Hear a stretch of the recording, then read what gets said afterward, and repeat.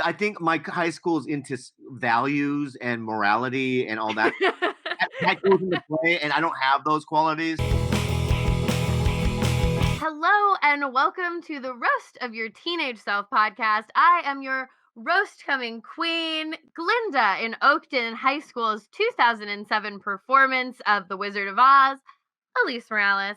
And with us today, I have the extremely funny actor, comedian. You know him from Mad TV. You know him as a former Poway Titan. Please welcome Bobby Lee. I'm so excited to have Thank you. you so much for having me, my friend.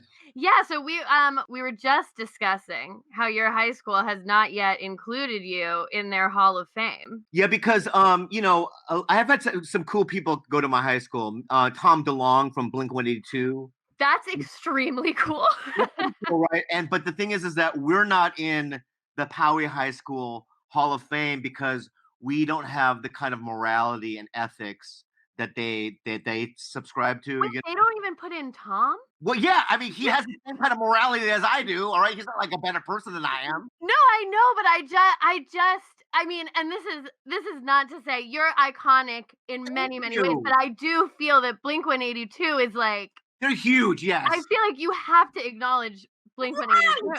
Like, they won't, because it's like, we're not Christians, or we're not like, your traditional like wholesome kind of entertainer. Okay, so that actually gets me into the first question that I like to ask everyone, because I feel like it sets the full tone for your high school experience. Was Poway High School public or private? Poway High School was a public school, and Okay. I think the problem with me though is I went in and out of that school because of and, yeah, and For those listening to the audio version, yeah. we mimed a little snort, we mimed a little drink right And then there. And then and then bong, and yeah. yeah, I didn't love that as well. Okay, yeah. So kicked out for weed and blowjobs. Yeah.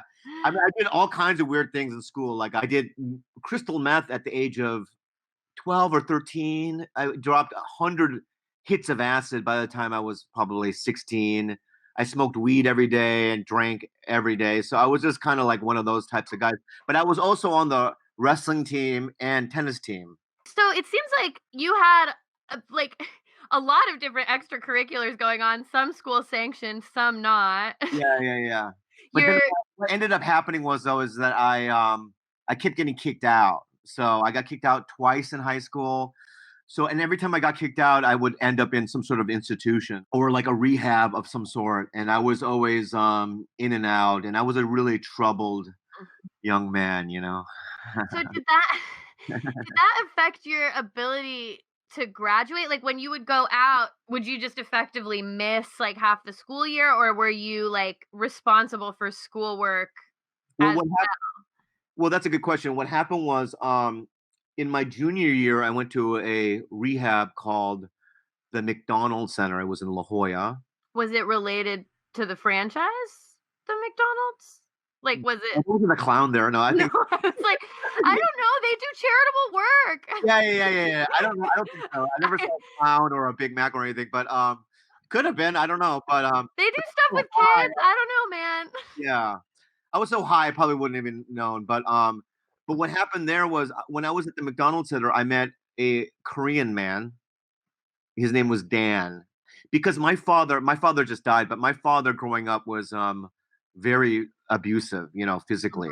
He used to beat me with golf clubs and beat up my mom in front. It was crazy, right? And so I didn't really have a father figure. So when I was in the McDonald Center my junior year, I met a guy by the name of Dan.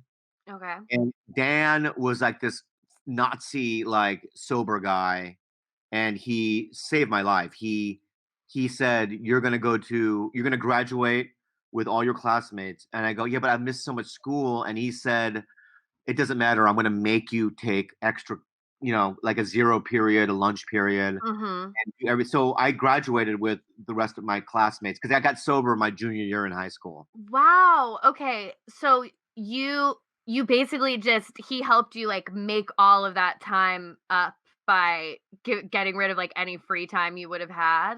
Yeah, I mean, I just needed some sort of direction. I didn't have anyone Mhm, to help me, and was kind of like, I don't believe in Jesus, but I believe in some sort of spiritual. I believe that he was put into my life at that time, and he was a very important figure in my life. mhm. He kind of acted as if he was my father, and he made me do all these things. And I graduated. I got sober my junior Mhm. year, and so my senior year in high school, I was completely sober and completely doing the right things, and I was able to graduate on time.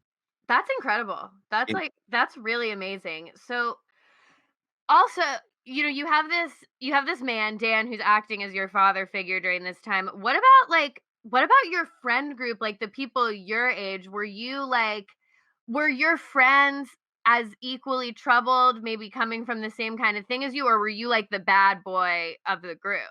My senior year, I mean, obviously, I grew up in Poway, so I reconnected with friends that I had, on and off, I guess, when I was younger. And Mhm.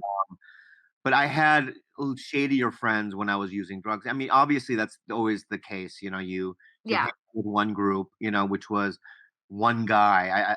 His name was Julio. He was him and I just would drop acid and watch like Vietnam War movies. But then when I graduated, I I started hanging out with the whites. You know what I mean? And the whites are good. They're good people.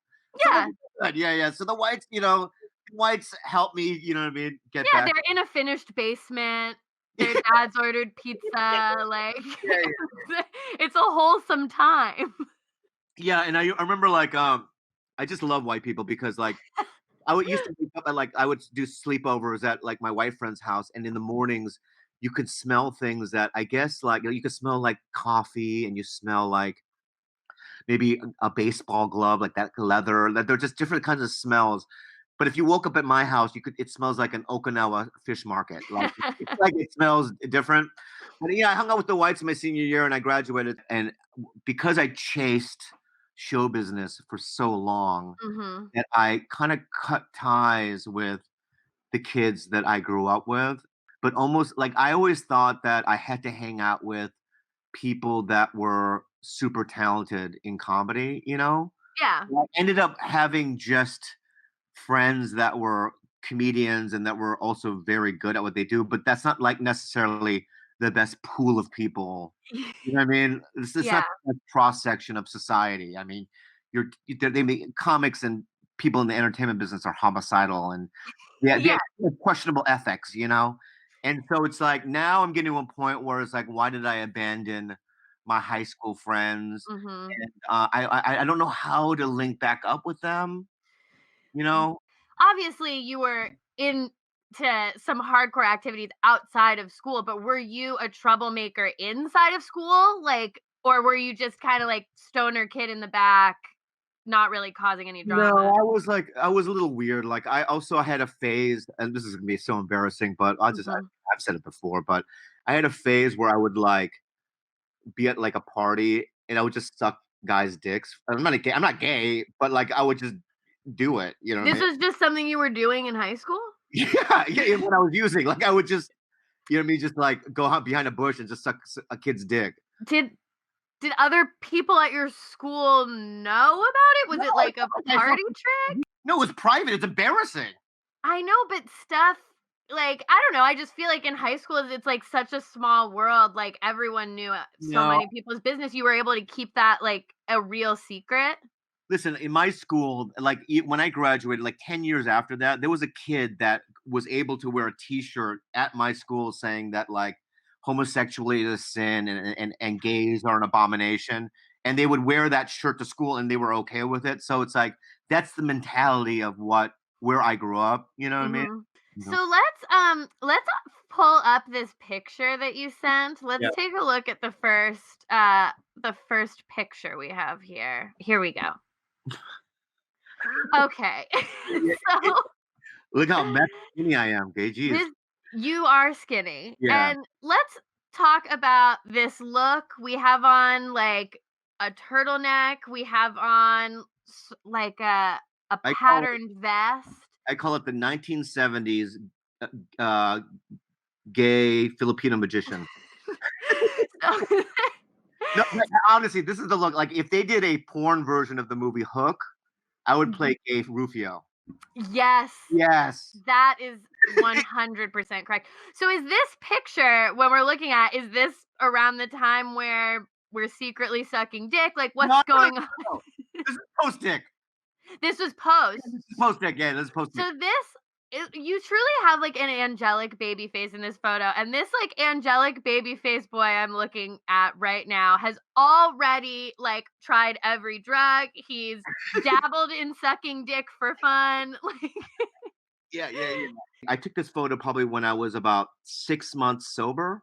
So, I don't look as ratchet. Yep. that's I don't know what the fuck that vest is like. It's like a Russian rug. I mean, look at that thing. I was gonna say, so is this typical of your personal style? Because I feel like this is bold for a high school boy. Yeah, Like, yeah. like I always had a Liberace kind of vibe. yeah, Yeah, I'm yeah, seeing that. yeah.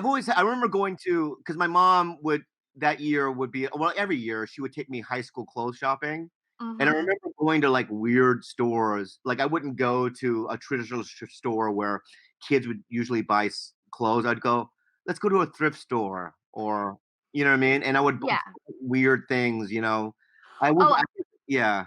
I wore crazy clothes in high school. That was like my claim to fame is that I would wear like one pink Converse and one black one, and then like a pink sock and a black sock, like opposite. So I would like mix and match everything. And I'd wear like a ball gown to school. I was really Yeah, trying to make a yeah, statement. I was actually eccentric in that way as well. So are you also dating during this time? Like what's your situation?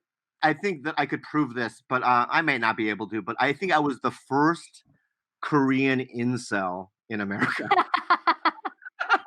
I really do, man, because I could not really generally get girls. I mean, the girls that I would generally get. I mean, this is another private thing, but I've said it before. In earlier in my life, I would have to do prostitutes. So but that was in high school? Oh, early on, yeah. I mean, Really? You were a kid, so it's like your brain wasn't even like the decision making function wasn't even fully there yet. yeah, I mean, So yeah. When listen, my life is this, okay? When I was a kid, I had so much trauma mhm. living in a violent, atmosphere Yeah. that I did everything I could to feel normal, right? So you do drugs, right? I was also molested as a young person too, and so it's like, and sexually, I would do things to like, to fix that hole inside of me. I had this emptiness inside me. Now I'm doing everything I can to patch those things up within me, health in a healthy way. Like I have trauma therapy. I go to Mhm. a lot of A meetings. I'm sober. But I have to admit, comedy, to getting prostitutes, and all that stuff. I mean, is all a result of I think living in the kind of atmosphere that I grew up in. Yeah. Yeah. So did teenage Bobby realize the extent of how fucked up his situation was, or was that kind of something you couldn't really process in the moment because you had to just be like going to your day-to-day life? I mean, as a kid, you don't even in high school, you don't really ever think of it because you don't really you think that that's your reality. Mhm. That's your normal baseline, right? So it's like you don't really think about it until later in life. It's funny, I knew that I had to do this podcast with you, right? And a part of me was like a little nervous about it because, it is that high school was, a very delicate, sensitive time for me, Yeah. and Yeah. yeah, and this is when you're, I don't know, you're trying to discover who you really are, and you also have social pressures, and it's just, and also along with all my, fucked up issues, it was a dark time, Yeah, so on the one hand, you're dealing with all of this stuff that is so far outside of like the normal high school experience. You're having this like extremely traumatic private situation that's going on with you at home. But are you also engaging in, like, kind of the normal stuff of high school? You say you did the play, you're on the wrestling team, like, is there also this other Bobby that's just, like, a normal teenager who, like, flips that switch sometimes? Yeah, I mean, obviously my freshman year, I was on the wrestling Mhm. team and also tennis team in freshman year. Then I went to a rehab, and then I wrestled until my junior year, and I just couldn't do it anymore. And then, when I got sober, I went to prom. I went to homecoming. I did all the things that you needed to do to, I guess, those experiences. Especially when I was sober, I was like, I should do them, but it's not as Mhm. if I wanted to do it. You know what I mean? I did it because, I thought this is what everyone does. You know what I mean? Yeah, and I wanna keep up with, like, the appearance that I'm living a normal high school life even Yeah. if I'm not, In really. retrospect, they're not really, there are no memories from those events. Do you remember, like, the biggest trouble that you got into at your school? I mean, I guess you were kicked out, but was it for, like, a specific incident? No, I mean, there's just I can't go into detail, but there was some criminality involved with my using, so Mm, like my cousin and I tried to rob a store, and then yeah, he went to juvenile hall, and mhm, I escaped San Diego, and I lived on the streets for about almost a month. You know what I mean? mhm. And So so this was also in high school? yeah, yeah, yeah, yeah. Yeah, so, I was always like, I was either in wrestling practice or trying to rob a store. Like there was no in between, you know what I mean? Yeah, I was Yeah. yeah. Because, I think that I've always liked scary adrenaline like situations where it's like, where it would hit my receptors in my brain that would excite me. That's why I love stand up so much because Mhm. or performing because it ignites certain things within me. You know what I mean? And Yeah. I had that as a youngster as well. So yeah, I got kicked out usually because of not attending school, but I was doing shady things. You know what I mean? That they weren't privy to. Got it. Yeah. Let's pull up your other picture. Oh, yeah. Okay. So now we have a shirtless pic Yeah. here. You have suspenders. We've got a bandana. So again, like a fashion flair. Yeah. I look like I'm smuggling illegal exotic fruits, in the black market or something. You know what I mean? Yes. Yeah, Yes. right? Yeah, I mean, it's definitely there's definitely an allure here. So what age about was this picture? This picture was also I was sober. I think I was a little older maybe. I was 18. I think this is the end of my senior year in high school. So did you after college did you go do the college thing or were you like after the high school you were like I'm done? I went to junior college, but then Mhm. for like 3 weeks and I just decided I can't retain any information. Maybe I had ADD or I needed some sort of medication at the time. But again, this is in 1990, 91, right? So, Yeah. yeah. So after about 3 or 4 weeks of junior college, I never went to school again. And did you just go right into stand up No, after that or no. was it like a journey then? So what happened was, so I stayed sober. So I got sober when I was 17, and then when I was 23, I was still sober, and I was working jobs like restaurant jobs, coffee shop jobs, Mhm. and then one day I was at a AA meeting, and I shared. It was a big AA Mhm. meeting in San Diego, and I crushed it. And I didn't even mean to crush it, but like I Mhm. was like sharing something about my life, but people were laughing, were like aloud. Mhm. This old man at the A meeting pulled me aside and he goes, "You should try stand-up comedy." And I go, it's too scary. And then what happened was I was walking down the street one day and there was a sign at the comedy store in San Diego, help wanted. And I knocked on the door and I got a job there as a barback doorman, and that's how it started.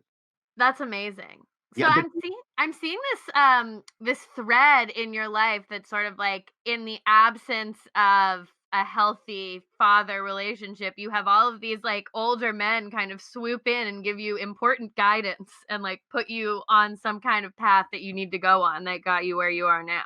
I believe that there are people in my life, in my personal life, Mhm. that have given me messages. You know what I mean? Or Yeah. directional notes, just even strangers.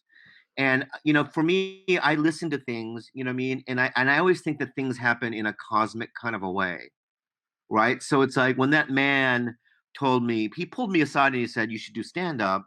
Instead of going, "This is a fluke," I always think this is a sign from the universe.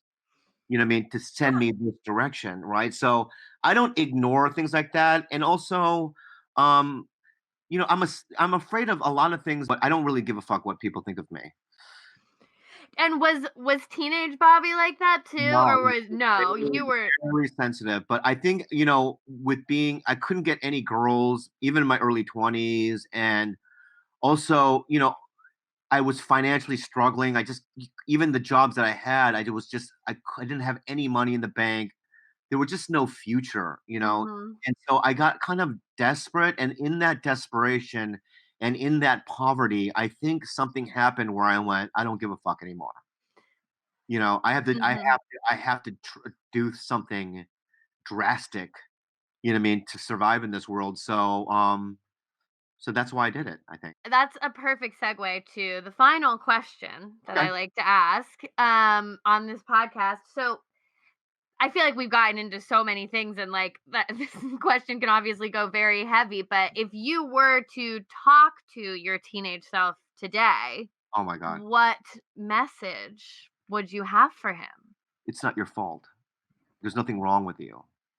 You were just born into a family that had a lot of like violent, you know, Hmm. and it's not literally not you being molested is not your fault. You did nothing to ask for that. And it's gonna work out for you, man. And your life is gonna be so big and you're gonna travel the world and you're gonna meet all kinds of people and you're gonna live a full, insanely great life. But, hang in there. Something like that. That's beautiful. That's amazing. Bobby, thank you so much for coming on the Of podcast. This course.